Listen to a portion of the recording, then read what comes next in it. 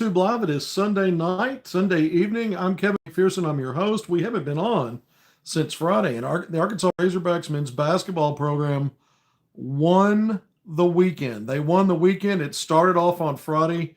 Big commitment from Abdu Torre. We did have came in live for a reaction on the 6'5" wing class of 2026 national top 30 player, 4-star, again out of Notre Dame High School. Made his announcement there on his high school campus in West Haven, Connecticut. Really, really big deal for Arkansas and John Calipari now to be 2 players deep in this 2026 class. Could expand that to 4, maybe as many as 5 if the dominoes fall right. But that started off the weekend on a high note. I was up in Fayetteville Friday night for Primetime at the Palace. The plan was for me to go live after that. The problem with that was we didn't have a working media room, and so all the media had to stay up in the normal press area. That's where I typically do my segments, and because other folks were there working, I didn't want to disturb them going live on a podcast. And had there been more that to talk about in terms of what was really a fan friendly, fan fun event, it wasn't a whole lot about the basketball part of it. You had an 8-minute scrimmage. I think the biggest thing, the introductions were, how you started things off with the men's and women's team, women first, and then the men, and then John Calipari's speech talking about how he thinks this team, his second team at Arkansas, can be special. So that stood out to me because we know he has a lot of confidence in this team. He speaks on it differently than he did a year ago. He scheduled non-conference differently than he did a year ago. A much tougher non-conference slate, which we know then you go into the SEC, which is the best league in college basketball now. And then the work they did in June and July, we've talked about this, how they really implemented more team stuff. They did a lot more competitive stuff than a year ago when they didn't have a lot of bodies. They were to begin with, and then they had injury issues. So they did a lot of individual development in June and July. This year, they really, I think Calipari had a lot of confidence, not only in the 4 players he had in retention, but just the group that he had assembled together when you looked at the 2 big men out of the transfer portal, the 2 5-star guards, plus Isaiah Sealy, another wing backcourt player. You sense that Calipari believed enough in what he assembled to go ahead and start installing things sooner, implementing things sooner, and really getting a feel for these guys in a competitive setting sooner rather than later. And so I think it all speaks to his confidence level, and it leads up to him making the next statement is he thinks this team could be special. Well, we've got it earmarked as a top 10, top 15 team nationally coming into the season. We think that, this is a team that should be top 2 or 3 in the SEC when we look at preseason projections. That's how we have it. And a team that's got the makings when you look at it, to me, from the standpoint of an 8 deep, certainly you might have depth beyond that with a guy like Isaiah Sealy. But I think just from that standpoint, just the top 8 guys, you're talking about your 6th, 7th, and 8th guys that aren't going to start games that could start at most programs. And I think on paper, with a few question marks, depth on the front line, maybe some overall depth based on the way some things are shaking out, and 3-point shooting. But aside from that, this looks like it has the makings for a final weekend, Final Four kind of team. Watching 8 minutes worth of scrimmaging when there wasn't any defense, it felt like, and I tweeted it at the time and said it, while it was going on, it felt like an NBA All-Star game. Just, lob passes for dunks, everybody, defenders getting out of the way, hardly any resistance. You see how long, athletic, how much more physical, even though there was no real resistance defensively, in that scrimmage work on Friday night, you get the feeling looking at a Nick Pringle, a bigger, stronger Trevor Brazile, even Malik Ewan, who's got a good frame. Carter Knox, we know that Carter Knox and Billy Richmond III both are stronger and bigger. Both have an edge to them. Darius Acuff Jr. at 6'2", 6'3", whatever he is, powerfully built. Malik Thomas has put on weight. You look at this team, and Isaiah Sealy's no slouch at 6'7". He's got a good frame. So you look at this team, you think, man, this will be a more physical team this time around than last year. So a lot of things, takeaways from it. Arkansas did have, we're going to jump into the pro day here soon. I just want to get through the prime time at the Palace. We did talk about Torre. we already know that. When I finish up after talking pro day, then we're going to jump into the latest in recruiting and give you some updates there. So that'll be at the very end. But the other takeaways from primetime, they had a dunk contest. That was fun. Billy Richmond III probably had Sealy looked great today. I'm looking at some of the comments. Top 5 team, maybe. We'll see. We'll see how it shakes out. But the dunk contest, Billy Richmond III probably had the most aesthetically pleasing dunk. But the last one to go, and the one that was, it was one of those situations where we didn't know if he was going to participate, was Trevor Brazil. And when you're 6'10" with a 7'4" wingspan and you rise above a 7-footer and finish the dunk on the first try, I knew at that point that's how it was going to be. He was going to get the top billing and win that dunk contest. Billy Richmond III, you could make a case, probably should. Nick Pringle had a great dunk, finished third. Carter Knox had a really good dunk in that. This is just a team, again, really good size positionally, good length positionally at every spot just about, plus wingspan, that kind of thing. The athleticism certainly there, and I think that physicality part, I think the force, the ability to play, finish through contact, finish at the rim with force, I think all of that will be in play. And again, you saw a lot of uncontested lob dunks in the 8-minute scrimmage. You had a laser light show. All right, so we're nearly 6.5 minutes in. That pretty much primetime at the Palace. I don't feel so bad that I didn't have a post event live segment after all, because again, there wasn't a whole lot of basketball to talk about. It more about just how guys look physically, athletically. Second glimpse of this team after being in the building for practice for an hour with the other rest of the media back in July. So it's been a while. You did see Elmer Zavich and Paulo Samito introduced. Zavich actually got in, checked into the 5-on-5 stuff in that 8-minute scrimmage. Arkansas only ran with 11, so he was the 11th man coming in. Jaden Caroletwa, I guess you could say he's the 10th guy. I think it's more with him because he's got a year in the system, and Arkansas is really going to stick with that 3-headed big man rotation, and so Zavich not ready for this level of basketball. I don't think we'll see Caroletwa either when we get to the real stuff. But the way that the order of things was, looking at it not only for the 5-on-5 scrimmaging at primetime at the Palace, but also today at Pro Day, which we're now going to get into. So primetime at the Palace, yeah, it was good to see it. Good to see the team. Didn't get a lot from that in terms of the competitive stuff, and so for me, I'm saving it for this Pro Day because I knew Arkansas would contest when they got into competitive part of it. A lot of drill work, obviously. Calipari on the mic. This was televised. I watched it on FanDuel's YouTube channel. FanDuel also has, I think, 15 different NBA City sites where they provide coverage for the NBA League Pass. I've got that League Pass, and so most of the stuff I see is via FanDuel when I'm utilizing that. So FanDuel was piping in this live today. It was initially meant to go from 4 to 5:30 Central Time, and it went nearly 2 hours. So it was an extended look at it. Calipari mic'd up really good. I thought we really got a good glimpse of his coaching style and how he's positive with his players, how he coaches them up. His critiques and criticisms are just that. He's not hypercritical.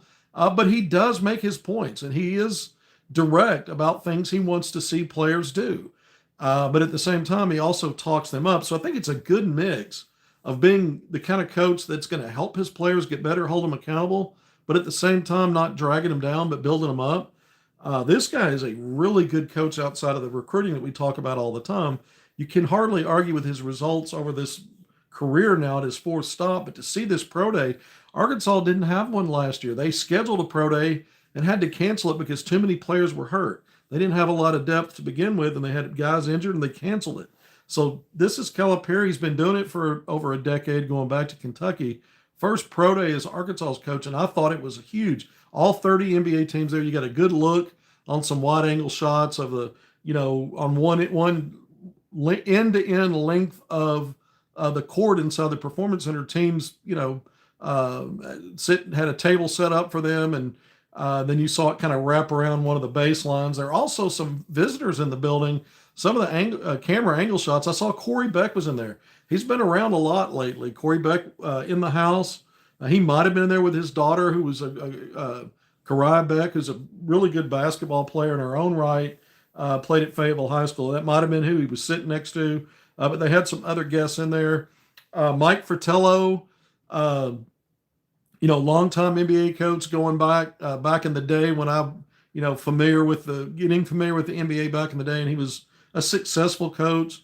The czar of the telestrator, they called him, a longtime color analyst. So he was in. He was remote, so I guess he was watching it like the rest of us. But they had him patched in on a Zoom, and he was making commentary. Matt Zimmerman, who he knows with the program.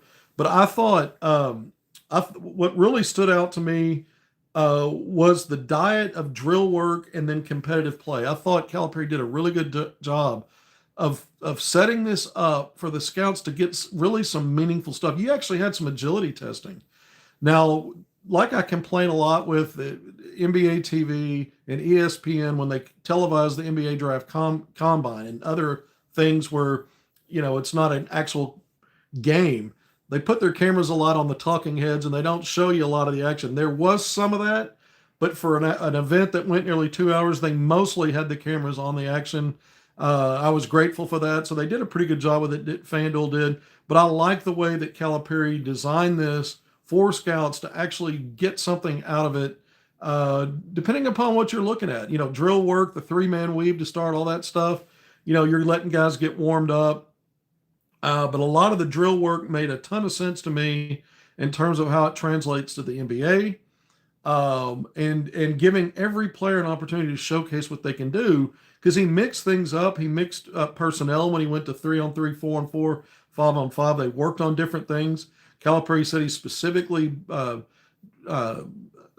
staged and set up, some of the pick and roll, some of the high middle screen stuff, specifically because so much of what the league does now is the dribble, handoff, pick and roll actions, and then playing off of that. So you saw a lot of that, not only in the drill work, but when you got into the actual competitive and toward the end when it got to full 5-on-5. So it was a build up for everything. One of the things Calipari said at the end that stood out to me, he says, we really haven't done a whole lot with our post-game work, and we're going to be doing that. He goes, but if you don't have a post-game, you're a fraud. So it's interesting because I think Arkansas's got combinations on that front line of those 3 big men where they're going to be just fine there. But there's a lot of takeaways from Calipari. He thought every player helped themselves today, and he told the team that. There were guys that, to me, really stood out. There's a difference, too, when you look at a pro day and how guys perform. Some guys can perform well, and that doesn't mean that they have a path to the NBA. Other guys that are performing not so great might have a path to the NBA. So you're trying to, because there's a difference between a really good college player and someone who gets it at this level, and how do they translate to the next level? What do they bring to the table? I think also when you're at a pro day, the scouts are they're taking notes on many things. The big stuff, the little stuff like body language, hustle, how players respond when they're getting coached, how they are with teammates, just little stuff that maybe us average folks looking at it don't necessarily catch or pick up on. I think the other thing is they're grading players. They're looking at players based on, okay, who could be a next draft kind of guy? Who might be a guy that, okay, right now I don't see it in a year's time. I don't see it in the next draft. Even if, depends on their development through the season, how they perform, but maybe a player that you're taking notes on that you see maybe in 2 or 3 years down the line, if they can add this and bring this, and, maybe there's a longer path. So these scouts are looking at not only for the immediate draft, but keeping their eyes on guys that aren't going to be ready for the next draft. And so I think that's another thing to keep in mind. I was actually talking to an NBA scout on the phone while this was going on. He wasn't courtside in the building. One of his fellow scouts with his team was there. They've got an early team meeting tomorrow, and he said, "Yeah, that scout's going to be late for it. We needed to have someone there." But typically, this is a scout that would have been there, but because of their meeting and it's also an organization who had a team playing in a preseason game today. So that gives you a little information about. But anyway, I'm talking to this scout while we're watching this live, and we're going through some of the prospects. And this is my takeaway from this. I really think when I look at immediate pro prospects for Arkansas. It's obviously Carter Knox. I think he helped himself today because you saw him take opportunities to drive slash get into the paint and get to the rim. That is the strength of his game. He has become an efficient three-point shooter. I thought he passed up some opportunities today where he had a shot and he made a pass. There was another time in transition where he took extra dribbles instead of getting off the ball, passing ahead. Calipari blew the whistle and stopped that play. But there was another play late in the 5-on-5 action where Carter passed, got off the ball, moved, and reset to the left corner. Ended up getting a pass back for a shot, and Calipari made the point. This is why you get off the ball and move, because it's funny how basketball works. You end up maybe getting the shot, even though you had the ball, but you got off of it. So they're constantly telling their players, less is more of the dribbling. You keep hearing Calipari, single out Malik Thomas, bringing that up. Did that in this event as well in a positive way. But I thought Carter Knox helped himself today in the things that I saw, because his bread and butter is using that big frame, getting into folks, and daring people to challenge him, getting to the rim. I thought Trevor Brazile helped himself. Here's a fifth-year guy. Typically, when you're this far into it, you're not projecting as a first-round pick. He's someone I think who could. A lot of that's going to be, is he consistent in how he plays and performs, consistent with his positive impact, production, all of those things. But my gosh, 6'10", 7'4" wingspan. He blew it out of the, they didn't really give us a clean look at everything when they were doing some of the agility testing and the max vert. But he seemed to excel at that, which you expect. But some of the finishes on lob passes he had, when they got into some competitive play early on, when they first went 4-on-4, he went right at Malik Yu and got in the paint and had a finish. Might have been an and one. I don't know if they blew a whistle as though he was fouled, but he finished the shot. We know TB can knock down some threes. He did some of that today. Didn't shoot a whole lot in the competitive stuff from outside. But I thought Trevor Brazile and Carter Knox, probably the two guys to me that really helped themselves. And the more I watch it, I saw really good things from both the true freshmen, the 5-stars, Darius Acuff Jr., Malik Thomas. I'm not 100% convinced that if I were looking, it depends on what they do this year, but I think Malik Thomas's NBA potential, we already know it's there. We already know he's already got some first-round projections, maybe even after a second season. But I think he could be a one and done, and I'm not convinced, even though there's some lottery projections for Acuff, I'm not convinced that they're not a little bit closer in terms of how they might be seen as an NBA value as one and dones. I think they both have chances to be first rounders, but I think Malik Thomas has a future as an NBA guard, and I thought he helped himself today. He shot the ball well in drill work.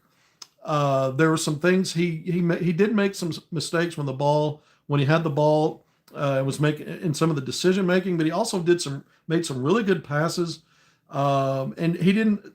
Some of the things he did, it wasn't after too much dribbling. I think that's what they've tried to do, is minimize those dribbles, those wasted movements. For instance, off good ball movement on the perimeter, just one ball fake, defender reacts, then one dribble, and then he made a quick decision, pull up for a shot or dump it down for a pass. So I thought Malik Thomas helped himself. I think Darius Acuff Jr.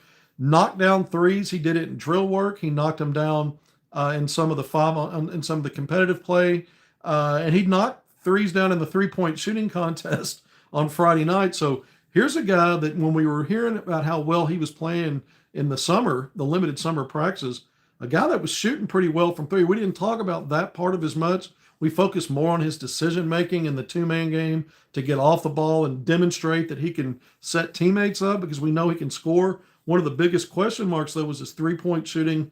Maybe not the most efficient guy last year. He's improved. Darius Acuff has improved from distance.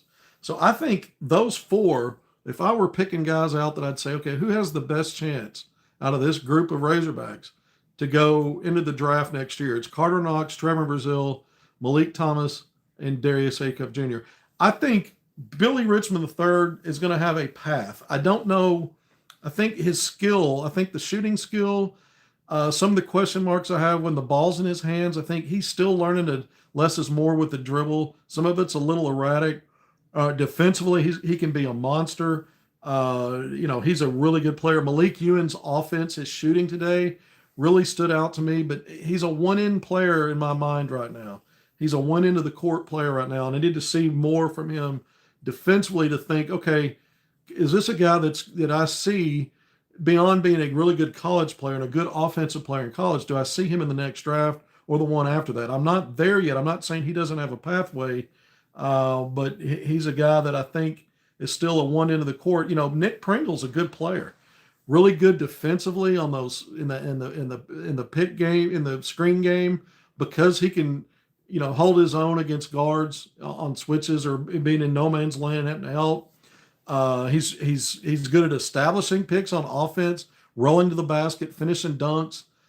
He's a guy that is going to be very valuable. Do I see him as an NBA prospect? I can't rule out a potential for him somewhere. Helping him, figuring out a way to make it in the league. But again, the top four guys to me, going back to it, just kind of repeating this now. Carter Knox, Trevor Brazile, Malik Thomas, Darius Acuff. I think those probably the four. DJ Wagner, really, he knocked down some big shots. Had a 25-foot catch and shoot. Had another corner three off a nice pass from Acuff when they finally got those two together. Kind of toward the end of the 5-on-5, they switched some things up, and there hasn't been a whole lot of those guys playing together. They've mostly been guarding each other. But I thought DJ did a really good job today. I think after one of those shots he made, I think the 25-foot three on the other end, he flashed a passing lane and got a deflection, and Calipari blew the whistle. The ball was going out of bounds, but he had a nice little cluster of positive plays there. Again, DJ, is there a chance for him to make the NBA at some point and be a drafted guy? Potentially. He's gotten better and better as a college player. He's had just a fantastic summer work. The summer work that they did, he was one of the top players consistently, the same since they've been back once the fall semester started. What you like to see at a pro day, if you're a fan of the team, is guys that are playing really good basketball, whether or not that translates immediately or longer term for their pro career. You want to see guys dialed in now for what they're going to help you do this coming season for the Arkansas Razorbacks. So I thought, man, I really think 1 through 8, Arkansas's got 8 starters. I do. I think they got 8 guys that are starter value just about anywhere. That is huge. That is huge. There's hardly any drop off. And they were trying to make that point today, but you didn't have the first 5 really playing together. You kind of mix things up in the competitive stuff. It doesn't matter. I think your top 8 are starter value. I think Isaiah Seeley did some good things today when he had the ball. He makes really good reads, I think, Seeley, when the ball gets in his hands. He's got nice skill. He's got good court awareness. He's got good size. He's got a nice shot. There was a couple of times where he got a defensive rebound and passed ahead in transition. Like, he gets it. He understands flow. He understands how to initiate once he's got the ball. I think with him, and Calipari's spoken on it, is how he plays off the ball, moving without the ball, all the other things you have to do. So he's a work in progress, a true freshman. I thought Darius Acuff Jr., his motor, man, when you're going end to end, he gets a defensive rebound. He's going end to end, and he's looking to attack. He's looking to get in the paint and create off that, whether it's a shot for himself or a kick out for someone else. Malik Thomas had a play where he kind of, I think they were in 5-on-5, and he went right and got into a runner, a floater from about 13 feet. He made the shot, and Calipari said, I don't necessarily have a problem with your floater. That doesn't bother me. He goes, it's all the bam, bam, bam, bam, bam, and he's illustrating all the dribbles. So he just wants him to continue to work on it. I don't think, I thought Malik did a really good job of knocking down shots and drill work. He didn't shoot as much in the competitive play, but when he did, it looked like a good shot. There may have been one shot I thought he rushed. So it's decision making. These scouts, they're not just looking at who makes shots. Like Malik Ewan made just about everything. He was knocking down threes. He had a beautiful, beautiful spin toward the baseline, and then had someone close and try to stop him. So he spun baseline on the left block. Someone closed to block that, and he up and under that guy for a reverse layup. This dude and he got some offensive rebounds, as did Nick Pringle. Arkansas is going to be a better offensive rebounding team because of those two, in large part. Malik Thomas is a strong rebounder at the guard spot, but I thought Ewan, he had a mid-range shot that was was contested. He did some really good things offensively. And again, I think he's a work in progress defensively. One of the first things that happened in 4-on-4, Acuff got a defensive rebound and went coast to coast, and Ewan tried to recover. Now he did get a piece of the ball. It was called a goaltend, but he did at least recover, get back, and contest the shot. And you know, it was a goaltend, but he did block it. He didn't just give up a layup. So there was a positive there defensively. Let's go through some of the stuff again. I want to hit some of this before we get into recruiting and give you some updates there. We mentioned the three-man weave. DJ and Ewan both hit threes at the end of some of that. They had a two-man pick and roll drill. I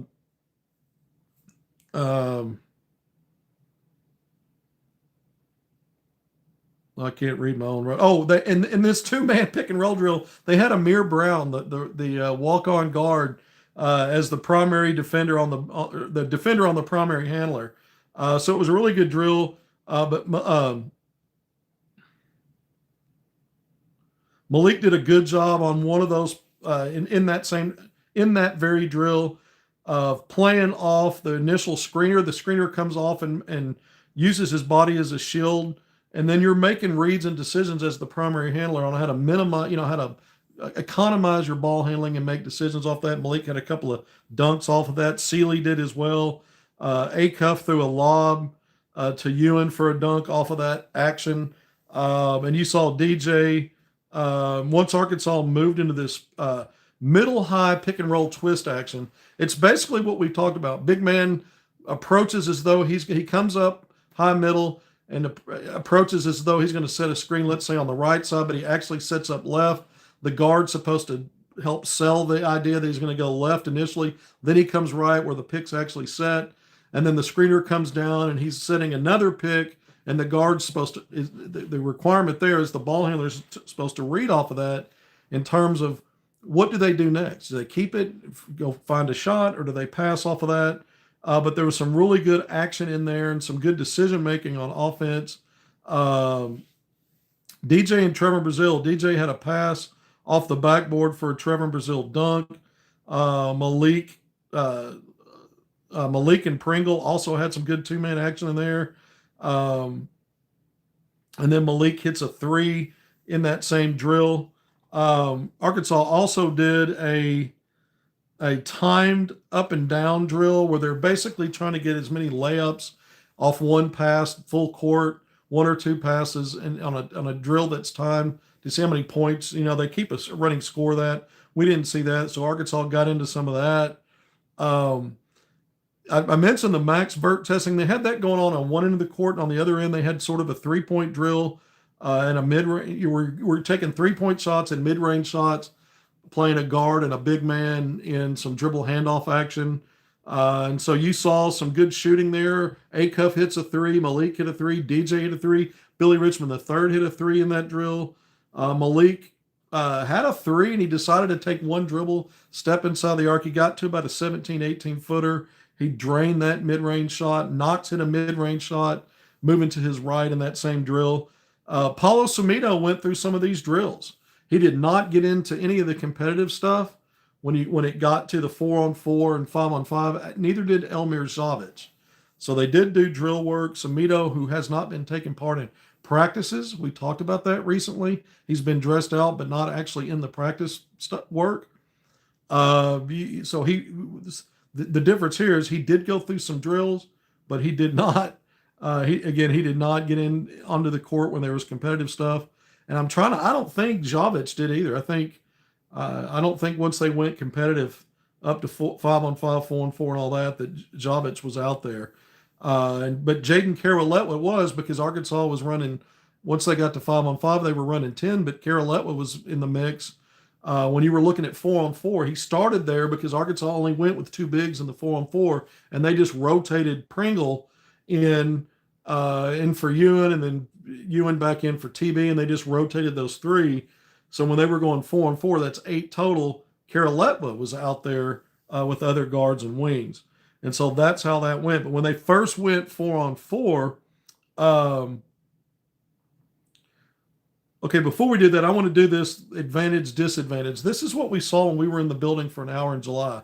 And I called it a leverage play where the whistle blows and the ball's given to a player that's already got a defender on his hip, and now he's got to read the situation as he drives.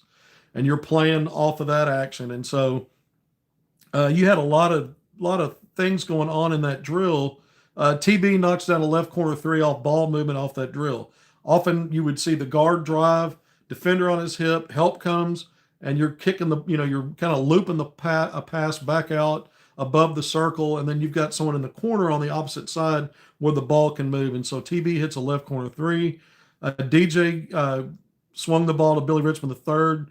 He had a three that just rimmed in and out on him. So he did a good job getting the shot up, but the ball rimmed out.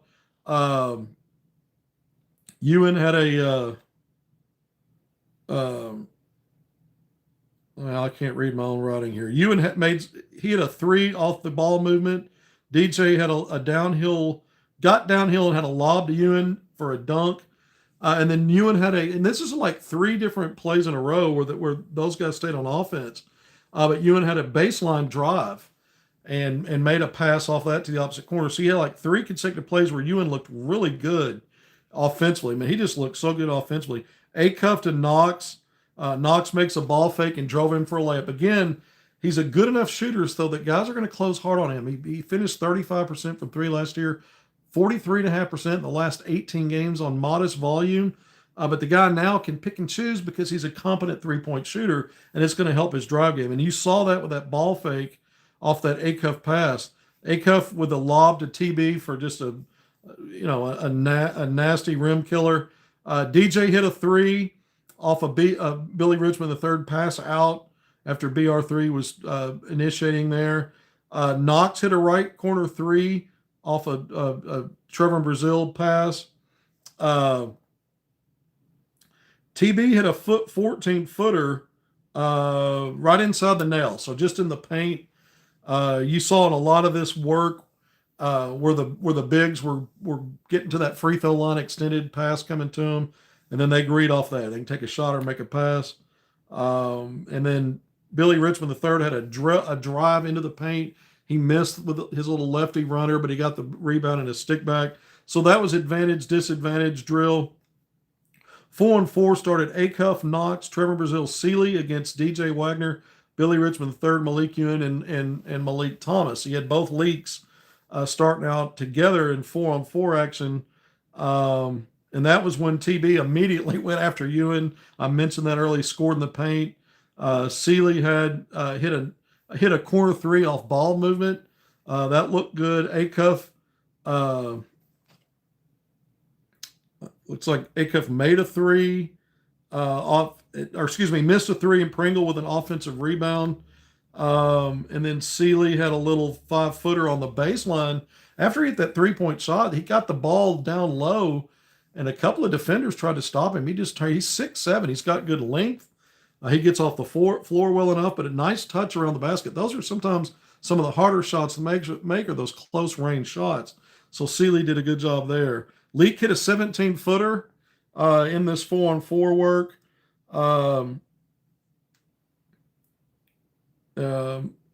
Malik hit found Pringle for a dunk, and Ewan hit an 18-footer off the dribble handoff action. So I thought, you look at Ewan, man, he can score in just about every way. He's a good passer. He's got moves and craft.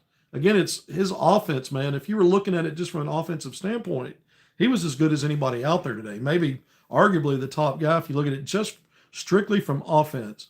Ewan is going to be a real weapon for Arkansas and a very tough matchup for teams because, again, he's not a guy that's just dialed in on shooting when he gets into his stuff. He's going to pass the ball too, and he's a good passer. Had a behind-the-back pass on a cutter in the no defense, up and down 8-minute, I guess, scrimmage work on Friday night at Primetime at the Palace. But it was still a nice behind-the-back pass where he kind of had his back turned and looking over his shoulder and whipped a pass in there. Ewan's he's got a bag, man. He's really good. Once Arkansas got into 5-on-5, Calipari started this. DJ Wagner, Trevor Brazil, Malik Ewan, Billy Richmond, and Carol Letwa.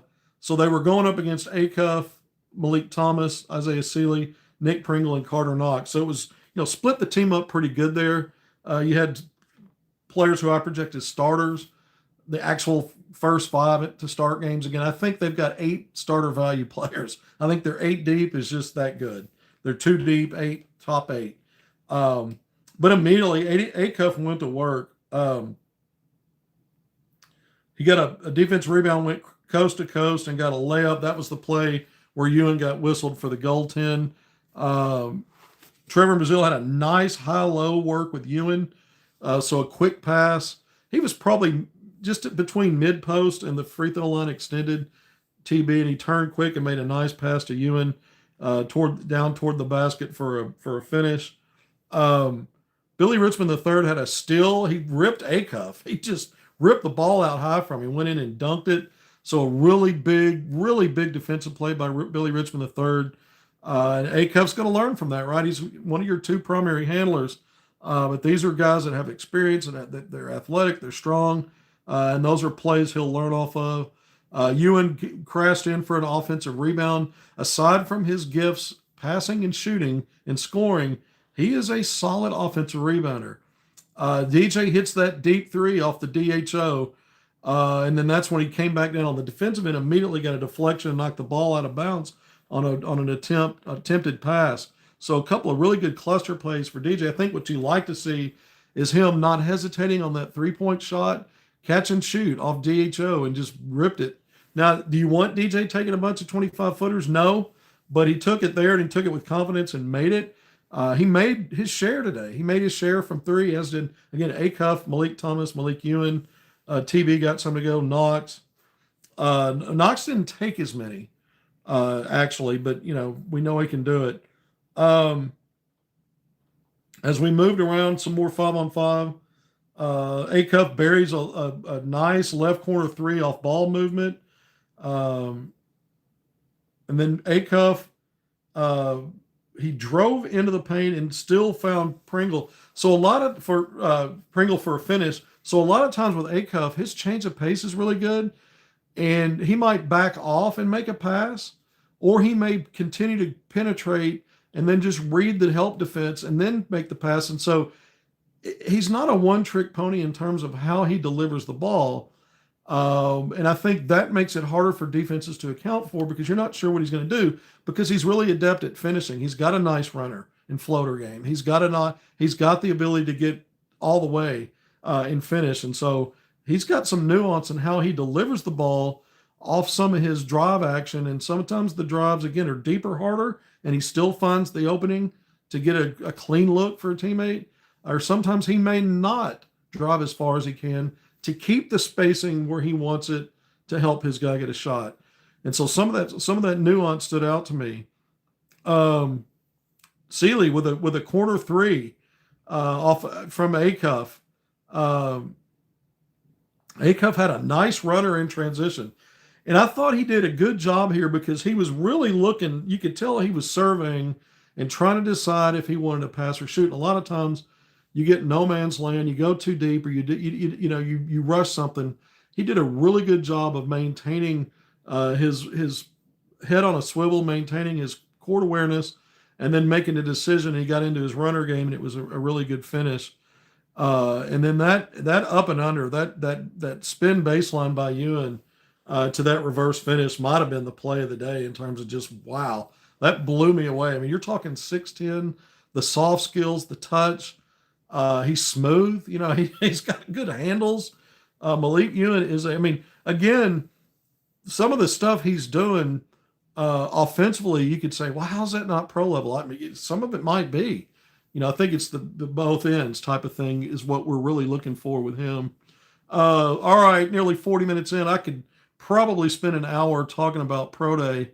I thought it was great, man. I thought, whether you think some of these guys are ready for the NBA in a year's time, and they got a whole season to show a lot more, obviously. Trevor Brazile the scouts were telling me after Pro Day 2 years ago that this guy looked like a lottery pick. And then we saw the season Arkansas had. He was still dealing with inconsistency, health stuff. Arkansas had a losing season. The story. And so you take this stuff. It's just one opportunity, but it's a great opportunity. And if you had a great showing, that can only help you. It can only help you. So I thought, again, if I'm looking at I saw four guys, or I see, again, I could see from now, from here, from right at this moment, a real path to potential first round stuff. And again, it goes back to Knox, Trevor Brazile, Malik Thomas, and Darius Acuff Jr. And I'm not saying that there aren't other players in this mix draftable, and certainly, again, it could be a longer path for some.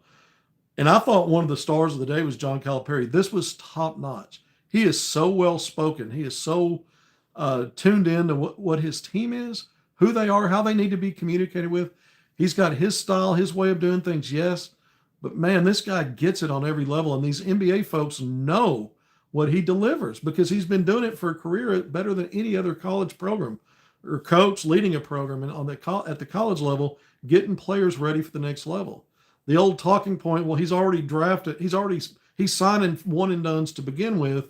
What did he really do? Man, just because you're projected as a one and done and you're a 5-star doesn't mean that you're destined to be that. A lot of that's the development you get, the exposure you get, having the right, all the little things that go into being a pro that Calipari keeps talking about.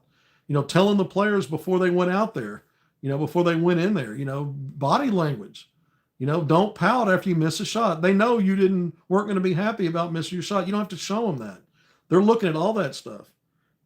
Something, that stood out to me is that Calipari gets every level. Of course, he coached at the NBA level. He was a head coach with the New Jersey Nets for 4 years, but still, he's been mostly a guy at the highest levels of college. And man, he sure gets it, and I think it helps his players, and it's why he has success recruiting. Speaking of recruiting, let's just get into this real quick. Outside of Arkansas winning the weekend and getting Abdou Toure committed, pairing him with J.J. Andrews, you've got, again, Carter Knox and Billy Richmond III, the best wing tandem in all of recruiting 2 years ago, and you've done the same thing here. You've just done it again. And we say it all the time. It's not like one player suffers because the other one's doing well. Both Carter Knox and Billy Richmond III, you saw their development. You saw how much they meant to winning at the end of the year last year when Arkansas played its best basketball, and you continue to see their development, their growth, and the fact that they're both going to be important. When you have that kind of success and can show recruits that, it explains why Abdou Toure is a Razorback, knowing that Arkansas already had J.J. Andrews. The other thing was all the talk about UConn not really kind of giving up on this player a long time ago. I mean, if you look at social media anyway, former players, people that follow it, their fan base, all of that, they were in disbelief over the choice. None of us were. We said Calipari was about to stay undefeated against Dan Hurley as the head hog. He took Acuff and Malik last year in the last cycle, and he got Toure this one. We thought that would happen as long as Calipari wanted to win that recruiting battle. He did. But now you move into the weekend, and there are other things going on. You're not finished with recruiting. We know our Calipari would like to get to 4, maybe as many as 5 if it's the right, but probably no more than 4 is the most likely path. I think good chance they'll be at 3 once the dust settles for the early signing period, knowing that some of the guys they're after might wait. Guys like Jordan Smith Jr., maybe even Brandon McCoy. We'll see. But with that in mind, some big things that kind of shook out starting Friday. Caleb Holt, the 5-star, top 5 rated guard, 6'5", out of Huntsville, Alabama, playing at Prolific Prep down at Fort Lauderdale, took his Arkansas visit over a month ago, late August. That visit went great. He's had some other good visits, but something interesting happened. He's had that Auburn visit for next weekend set up for a while. He told me that and gave me the dates back when I interviewed him at the end of his Arkansas visit, again, late in August. But he's canceled that Auburn visit and is now going back to Kentucky. I guess it's an unofficial visit because he took an official visit to Kentucky the weekend after Arkansas. So that's interesting. Now, we know Jordan Smith Jr. is scheduled to go in, who visited Arkansas just a few weeks ago, along with Erfan Diani, the 7'1" center. Jordan Smith Jr., the top 5-rated 5-star guard out of Fairfax, Virginia. He's got his official visit for Kentucky. And by the way, he had set up a visit to Duke over the weekend, and he's already visited Duke once, and that's perceived leader. But Holt going back to Kentucky is interesting. That is definitely interesting. While they're having Jordan Smith Jr., they've got that big, whatever, Arkansas just had its primetime at the Palace. Kentucky has its big blue, whatever. I don't care what they call it. I mean, it's nothing to take for granted. I mean, they use it as they'll pack the house for what they're doing. You know what it's like at that Big Blue Nation, the bluest of blue bloods, and they know how to put on a show. We'll see if Mark Pope can actually close on some of the high level guys with all the visitors they've had. Perceived to be the leader for Tyron Stokes. We'll see if that holds true. We've heard told by multiple sources they didn't think Holt and Stokes would play together. Well, if Kentucky's the front runner for Stokes and Holt's going back again, it makes you wonder, are they just going to empty bags for everybody and go that route? And I just don't know what to make of the Holt return there. Deanne, he's got his visits coming up now to Indiana. Houston, the perceived leader. I did speak to his guardian, Alex Victor, yesterday, and just talked about the Torrey element, and they were excited for Abdu.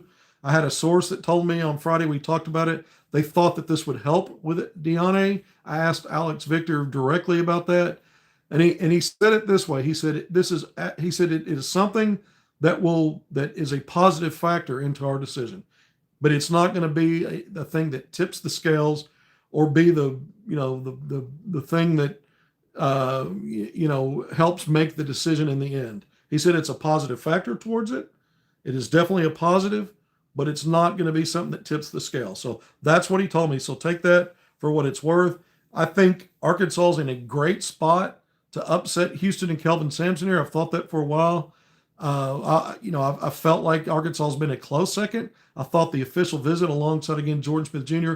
helped Arkansas with both players. Duke, the perceived leader again for Jordan Smith Jr. So I think, Deanne, I think Arkansas made up ground with the visit. I think the Torrey thing, like Alex Victor said, it helps. But in the end, it's going to be about what's best for Arafan Deanne. We understand that. Arafan Deanne. And he was one of the ones, by the way, that tuned in to the live IG commitment announcement of Abdu Torrey. That's his guy. They played on the Guinea national team, the junior national team, 17U. We brought that info to you weeks and weeks ago and talked about that connection, why they were initially going to take their OVs to Arkansas together. And we know how that played out.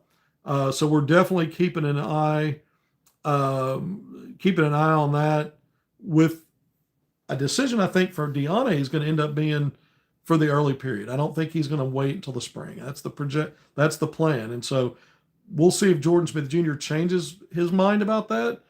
I shouldn't say I was surprised he visited Duke again, but it wasn't on my radar. Again, he's got the Kentucky visit coming up the way it's scheduled now.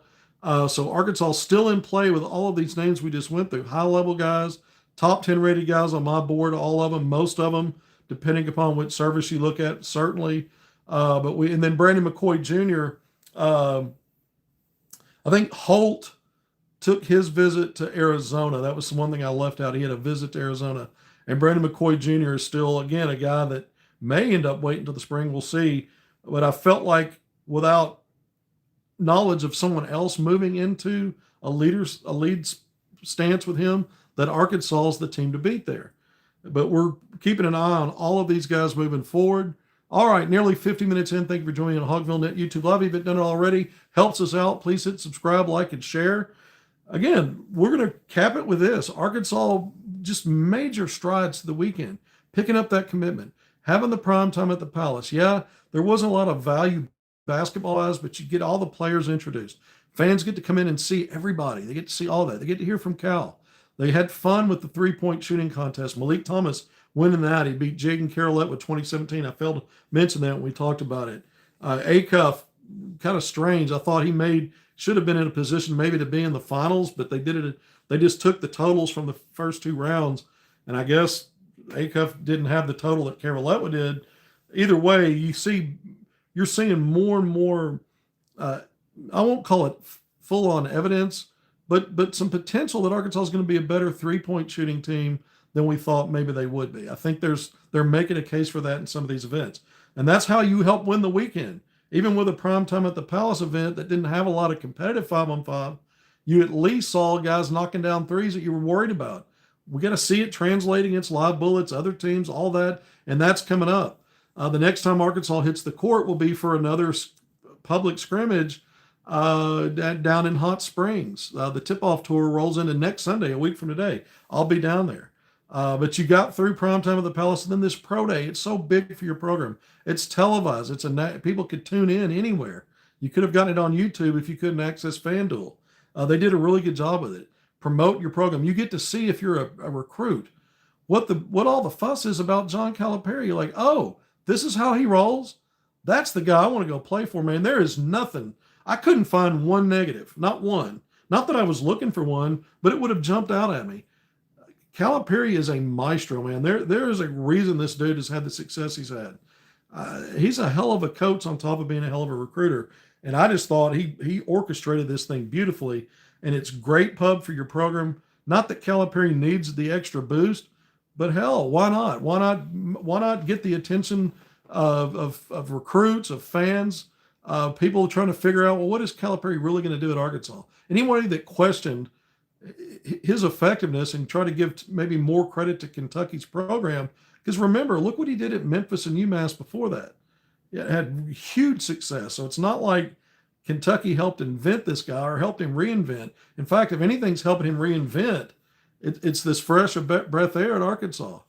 This breath of fresh air. I said that backwards. Breath of fresh air since he's come to Arkansas. He seems energized to me, and this pro day was something special, man. I thought it really came off well for him in the program. All right, until next time, thanks for being here. We'll see you soon.